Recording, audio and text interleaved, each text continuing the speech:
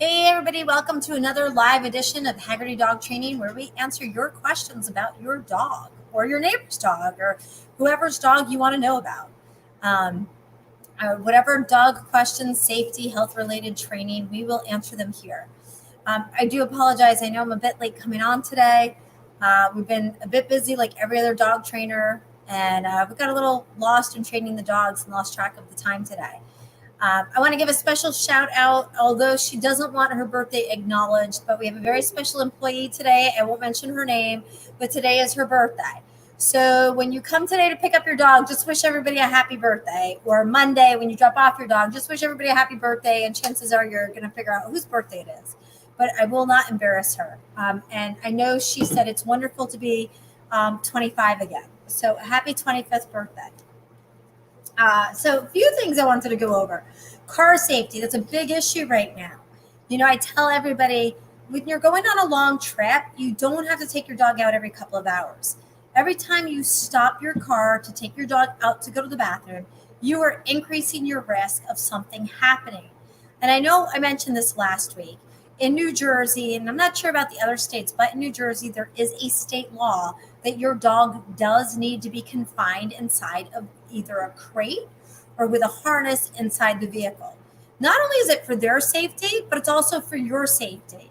Because if your dog is loose, whether it's like a little 5-pound Chihuahua or whether, it's a 100-pound, German Shepherd, if you get into a car accident because somebody slams into you, your dog is going to go flying. They're either going to go flying through the windshield, the back windshield, they're going to hit the back of your head, they're going to slam into your kid.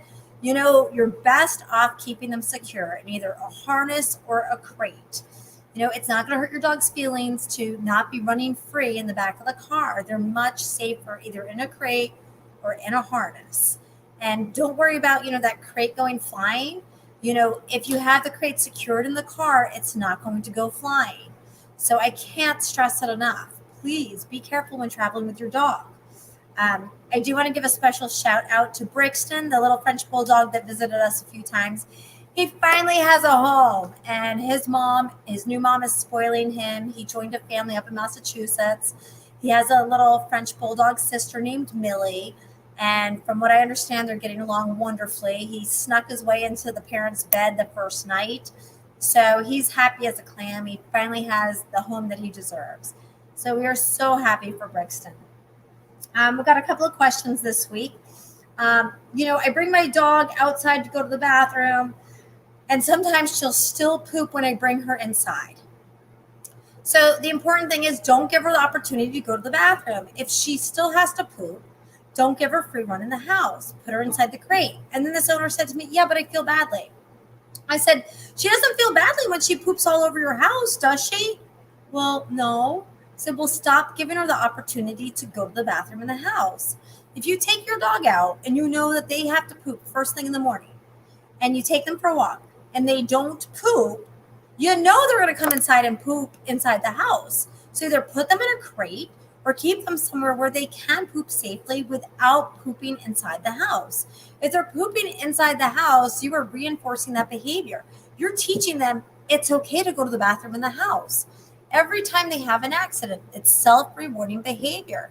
Stop teaching them that it's okay to poop in the house.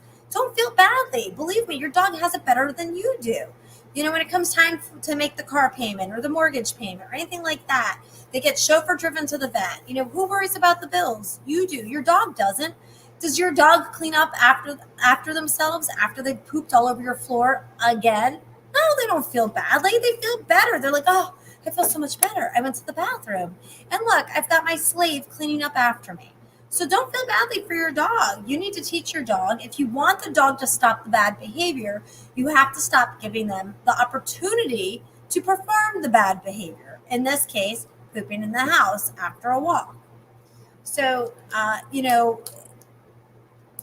your dog is going to be fine. They're not going to end up in a psychiatrist's office. They're not going to go postal at the dog park because you created them a little bit so that they wouldn't have accidents in the house. Don't feel badly. Your dog, I'm telling you, your dog is so much happier when you're happy with them. And they love their crates. If you teach them properly how to use their crate, how to like their crates, they're going to love their crates. Just like We love our beds. We loved our rooms. We loved having a room when we were growing up. We love having our own bed. So does your dog. So that's one of the questions that came up. Um, Another question had come up. When you're considering getting a second dog, financial time commitment, training resources aside, how do you know that a second dog will be in the best long-term interest of your current dog?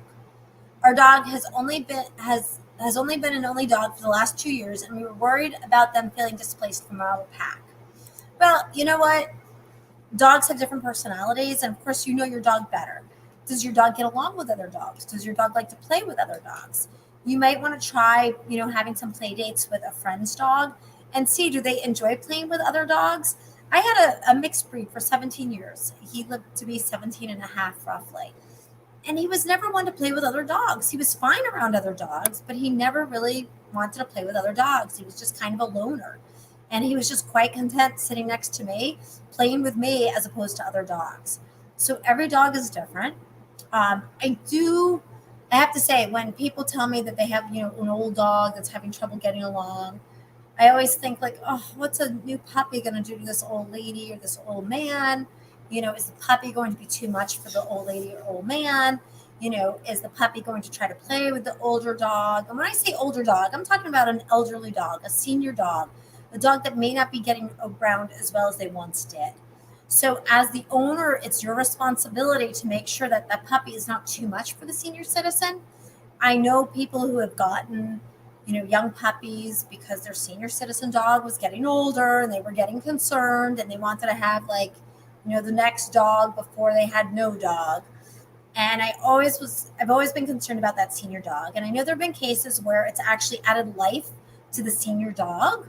However, I do feel that you do need to watch, especially a young puppy, if they're playing too hard on that senior dog. You really need to be an advocate for that senior dog, because you don't want that senior dog to just be getting beaten up by the puppy. Not that the dog's going to be, or that the puppy's going to be aggressive, but you don't want the puppy aggressively playing with the senior dog who would just prefer to lay at your feet and be left alone in their old age because they ache. They don't hear so well. They can't defend themselves too much. They can't tell the other puppy, like, dude, leave me alone. I don't feel like playing with you. You're too playful. So it's very important that you are an advocate for that senior dog. So let me just reread that question. I want to make sure that I've answered it. Your dog has been an only dog for the last 2 years. I'm guessing your dog is not, that old, maybe the oldest middle age. I don't think you have to worry about them feeling displaced from the pack, and it depends too, are you getting a young puppy? Are you going to meet this dog first? Or is this a dog you're just going to pick up, on the internet, and then you'll meet a truck somewhere and bring it home? So I would definitely make sure that your dog that you have now likes other dogs and wants to be around other dogs and enjoys playing with other dogs. That's super important. And, yes, I'm glad you're thinking about the financial commitment, the time commitment. My dad used to say 2 dogs is not twice the work, it's 3 times the work. So, and you have to remember, everything is twice the price. Your training is twice the price. Your vet bill is twice the price. Your dog food is twice the price. So you also have to remember that too. Be prepared for that. So I hope that's answered your question. I think that was Melissa that sent it in, or Meg. I hope that helps you, Meg. And if you have any other questions, just please reach out to us. I also want to remind everybody we have yoga for dog owners coming up. It is available as a complimentary session for all of our dog day school students. And I believe that there's a small fee for our private lesson students and our group class students, possibly in the form of a donation. I have to double check. It should be up on the website. But yoga for dog owners, it's going to teach you how to relax around your dog. So if you're feeling a little stressed, or you just want an excuse to get out of your house on a Saturday morning, that class is July 24th, Saturday, and you do have to RSVP in advance. And it's not with the dogs, it's yoga for you. Give yourself some time out. Give yourself some you time, and this is going to help you relax and have less anxiety and less stress around your dog that might be driving you a little crazy because you haven't finished the training yet, or you haven't even brought them to us for training yet. So whatever it is, I definitely recommend the yoga for dog owners. You don't have to have any previous yoga experience. We're going to do some pranayama breathing, which is going to be immensely helpful, not just with your dog, but with your family, with work, with your everyday life. And all of the yoga poses, the asanas, are going to be very, basic, introductory to yoga type poses. So if you've never done yoga before, this is a great introduction to it, number one. Number two, if you've done yoga before, it's going to be nice to just have a little bit of time. It's 45 minutes, just getting back to the basics. So until next week, I think I've covered everything. Until next week, I hope everybody stays nice and cool as much as possible, safe. Make sure you've got a name tag on your dog. And if anybody has any questions during the week, problems, please reach out to us. Thanks so much, everybody, and thanks for joining us. Have a great day.